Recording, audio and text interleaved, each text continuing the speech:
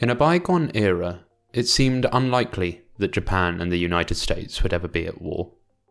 After all, the two countries had been trading partners for decades and were both considered powerful nations on their respective sides of the world. On December 7th, 1941, all that changed as the Japanese forces launched a surprise attack on Pearl Harbor, a single event that changed history forever. But why? What prompted Japan to carry out this daring and eventually costly feat? Aside from seeing the US as the major obstacle to their quest for dominance and foraging for resources, what are the hidden reasons why Japan attacked Pearl Harbor unprovoked? Welcome to History Declassified. Don't forget to subscribe to my channel to ensure you never miss an update on all the fascinating facts related to the war in the Pacific. To understand the events that led to Pearl Harbor, we must first look at the root of the conflict between Japan and the United States. The origins of this feud can be traced back to the late 19th century, when Japan began to industrialize. In order to keep up with the Western nations, it sought to imitate their colonial expansion and establish its own colonies in Asia and the Pacific. This process of imperial expansion soon put Japan on a collision course with the United States, particularly in relation to China. The US was also trying to expand its influence in the region and had established its own colonies in China. This placed the two countries on a collision course, as they both sought to dominate China's markets and resources. Though they jockeyed peacefully for influence in Eastern Asia for many years, the situation changed dramatically in 1931 when Japan invaded Manchuria and declared it the puppet state of Manchukuo. This action was met with outrage in the US. As Secretary of State and future Secretary of War, Henry L. Stimson declared that he would not recognize any government imposed on China by force. This statement, known as the Stimson Doctrine, became the basis of US policy in Asia for the next decade. While the Stimson Doctrine took a principled stand in support of Chinese sovereignty, it failed to back up this stand with either material consequences for Japan or meaningful assistance for China. In fact, US companies continued to supply Japan with the steel and petroleum it needed for its fight against China, long after the conflict between the countries escalated into a full-scale war in 1937.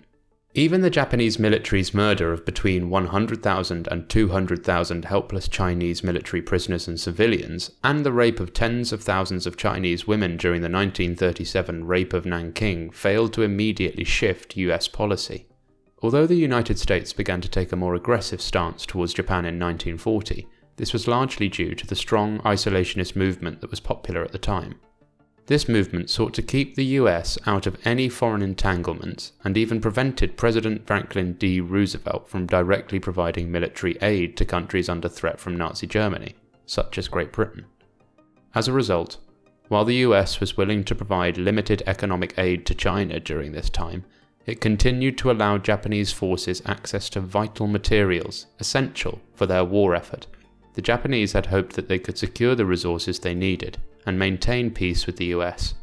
However, this was not to be, as events would soon spiral out of control and lead to the tragedy of Pearl Harbor.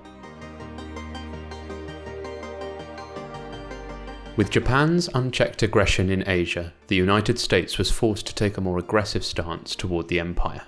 In July 1940, President Roosevelt cut off shipments of scrap iron, steel, and aviation fuel to Japan, while allowing supplies of oil to continue to flow. Japan responded by entering French Indochina and cementing its alliance with Germany and Italy as a member of the Axis. The situation was quickly becoming more dangerous, and in July 1941, Japan moved into southern Indochina in preparation for an attack against both British Malaya, which held essential resources such as rubber, rice, and tin, and the oil-rich Dutch East Indies. In response to this, Roosevelt ordered a freeze of all Japanese assets in the United States on July 26, 1941, effectively cutting off Japan's access to US oil. This triggered an emergency cabinet meeting, which concluded that there was no longer any hope of a diplomatic solution with the United States, and that Japan would need to take military action if it wanted access to the resource it needed. The Japanese planned to use Pearl Harbor as a launching pad for a full-scale attack against the United States. in order to force it into negotiations and ultimately secure the resources they needed. The implication of this move was clear. If Japan was successful, the US forces in Asia would be decimated, and Japan would have free rein to expand its empire. It seemed that the United States was running out of options, as it had no way to stop this massive Japanese offensive. Little did they know that Japan was about to take an even more drastic step, one which would plunge both countries into war and change the course of history forever. The Imperial Japanese Navy had planned an attack on Pearl Harbor for months, and on November the 26th, 1941, their armada set sail from Hitakapu Bay. The 6 aircraft carriers of the strike force carried 414 planes and maintained strict radio silence throughout their 3,500-mile journey to Hawaii. The Japanese pilots arrived at their destination early in the morning of December the 7th, 1941. With his bomber perched above Battleship Row and the unsuspecting American ships moored below, Captain Mitsuo Fuchida uttered 2 fateful words: "Tora! Tora! Tora!" signifying a successful surprise attack on the US Navy. The next several hours were a blur of explosions, smoke, and chaos as Japanese fighters swarmed over Pearl Harbor, causing immense destruction and loss of life. The carnage did not stop until mid-morning, when the last wave of planes had returned to their carriers. By then, more than 2,400 Americans lay dead, and nearly a dozen warships, including the battleships Arizona and Oklahoma, had been sunk or damaged. The Americans were shocked, bewildered, and angered by the sudden attack. President Roosevelt addressed a joint session of Congress on December the 8th, his words broadcast to the nation. Yesterday, December the 7th, 1941, a date which will live in infamy, the United States was suddenly and deliberately attacked by naval and air forces of the Empire of Japan. Roosevelt asked Congress to declare war against Japan, which it did that day.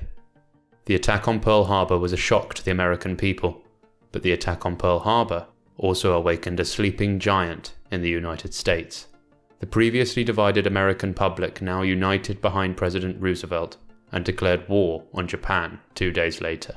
The static forces of neutrality were swept away and replaced with a unified resolve to fight the war against Japan and the Axis powers. 3 days later, Japan's allies Germany and Italy declared war on the United States as well. The world had been thrown into a violent conflict that would last for years to come. In retrospect, it is clear that Japan's gamble was a disastrous misstep that ultimately led to their defeat in World War II. Although their daring and surprise attack on Pearl Harbor inflicted immense damage, it ultimately backfired and doomed the Japanese cause to failure. The United States emerged from the conflict victorious and would go on to become a superpower in the decades that followed. Although much time has passed, the attack on Pearl Harbor still serves as an important lesson in the consequences of miscalculations and overconfidence. This tragedy from the past serves as a reminder that even the most daring plans can backfire in unexpected ways.